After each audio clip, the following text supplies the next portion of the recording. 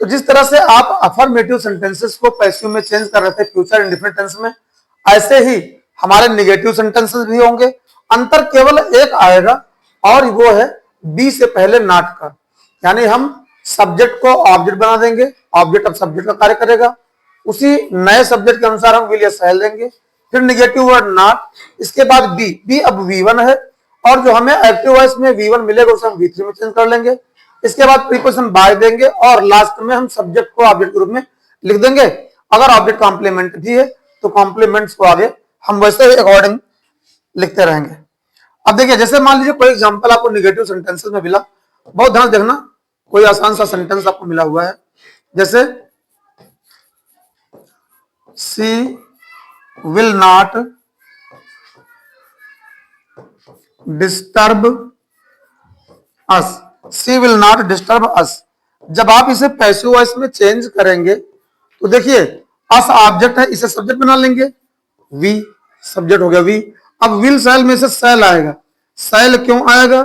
क्योंकि आई वी के साथ और अन्य के साथ विल आता, लेकिन आई वी के साथ यदि विल आ गया तो अन्य के साथ शैल ही आएगा। इसको भैया अभी मैं बताता हूं आपको। शैल निगेटिव वर्ड नॉट, इसके बाद क्योंकि डिस्टर्ब को हम लोग डिस्टर्ब्ड थर्ड फॉर्म में चेंज कर देंगे तो हमारे पास जो मॉडल विल शैल है इसके पास V1 नहीं बचा, V1 के रूप में हम लोग बी लाएंगे, we shall not be disturbed, इसके थर्ड फॉर्म के बाद बाय और सब्जेक्ट है सी, इसका ऑब्जेक्टिव केस हो जाएगा हर, लास्ट में फुल स्टॉप अवश्य लगा दें क्योंकि असर्टिव सेंटेंसेस हैं। इसी तरह से मान लीजिए कोई एग्जांपल आया, I will not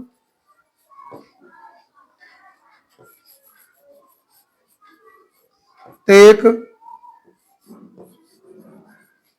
this book, I will not take this book. जैसे ये एग्जाम्पल आपके पास आ गया, जब इसे आप पैसिव में चेंज करेंगे तो दिस बुक आप ले आइए, बना दीजिए सब्जेक्ट, दिस बुक आपका सब्जेक्ट हो गया। पर यहां पर थोड़ा सा आपको विशेष ध्यान देना पड़ेगा, एक्टिव वॉइस में आई के साथ विल आया हुआ है, आई के साथ आना चाहिए विल या शैल, इसमें थोड़ा हमें चुनाव करना होता है, तो आई के साथ आना चाहिए शैल, आ गया है विल, उल्टा हो गया। तो इसी तरह दिस बुक के साथ आना चाहिए विल और हम लिख देंगे शैल, यहां पर भी उल्टा कर देंगे, हो जाएगा this book shall negative word not, फिर बी, टेक की थर्ड फॉर्म टेकन, इसके बाद बाय और आई का objective case me, I will not take this book shall not be taken by me. यहां पर आई के साथ विल लिख करके उल्टा कर दिया गया है, अवश्य जरूर का सेंस दिया गया है, तो यहां दिस बुक के साथ विल के बजाय शैल का यूज करके भी अवश्य जरूर निश्चित का सेंस रखा गया है। इसी तरह से मान लीजिए कोई एग्जांपल आपको मिलता है,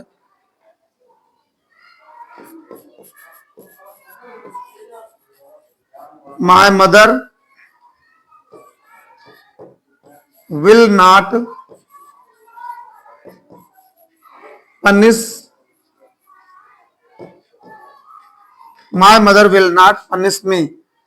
जब इसे आप पैसिव वॉइस में चेंज करेंगे, मी का सब्जेक्टिव केस आए, माय मदर साथ विल आना चाहिए, आया है, तो आई के साथ शैल आना चाहिए और आ गया, I shall negative word not, I shall not, फिर बी, ये V1 के रूप में है और पनिश को आप कर देंगे थर्ड फॉर्म में।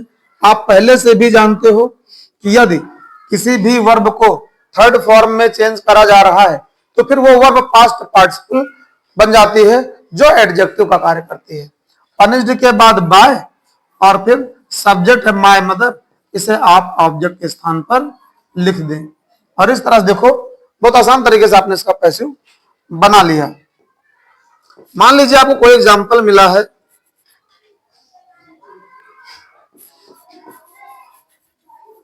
दे विल नॉट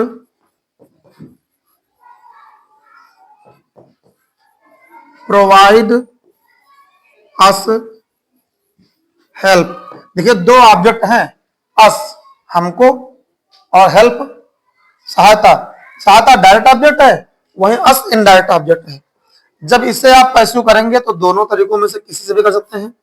जैसे पैसिव आपने पहले अस से करा, अस का हो जाएगा वी, वी के साथ विल शैल में से हम लोग लिखेंगे शैल, फिर निगेटिव भी है नॉट, इसके बाद बी, ये V1 है। प्रोवाइड को आप जब थर्ड फॉर्म में करेंगे तो हो जाएगा प्रोवाइडेड, डायरेक्ट ऑब्जेक्ट है हेल्प, प्रोवाइडेड हेल्प, इसके बाद बाय, और सब्जेक्ट हमारा है दे का ऑब्जेक्टिव केस देम, लास्ट में फुल स्टॉप। अगर आप ध्यान दें, आप चाहें तो इसे हेल्प से भी कर लें। हेल्प यहां हेल्प ऑब्जेक्ट के रूप में है, के साथ विल सेल में से विल, नेगेटिव वर्ड नॉट, फिर बी, इसके बाद provided, provided help will not be provide, इसको अस इनडायरेक्ट ऑब्जेक्ट पीछे रस टू लगा देंगे, टू अस, बाय और देम ये ऑब्जेक्टिव केस में, इसको ऐसे ही आप पढ़ा लेने दें। तो अगर आप ध्यान से देखें तो बहुत आसान तरीके से हम लोग चेंजेस कर रहे हैं। एक ध्यान और देना पड़ेगा कि यदि हमारे पास एक्टिव वॉइस में आई वी के साथ शैल ना आगा के विल आया है तो पैसिव वॉइस में भी हमें विशेष ध्यान देना होगा।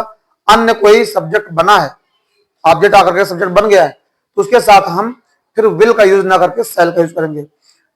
ये हमें थोड़ा सा ध्यान देते रहना है, क्योंकि आप जानते हो टेंस में पहले पढ़ चुके हो कि आई वी के साथ शैल, अन्य के साथ विल का यूज हम करते हैं।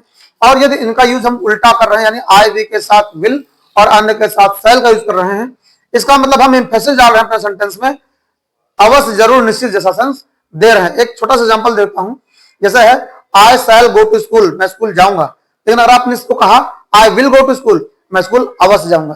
ध्यान देते रहिए, ग्रामर की बारीकी सीखते रहिए और ज्यादा से ज्यादा लोगों से शेयर करिए जिससे सभी लोग पढ़ सके, सारे बच्चों के पास मटेरियल पहुंचे। और रिपीटेड में वीडियो देखिए, कोई दिक्कत हो पूछ लीजिए। Keep stay with me.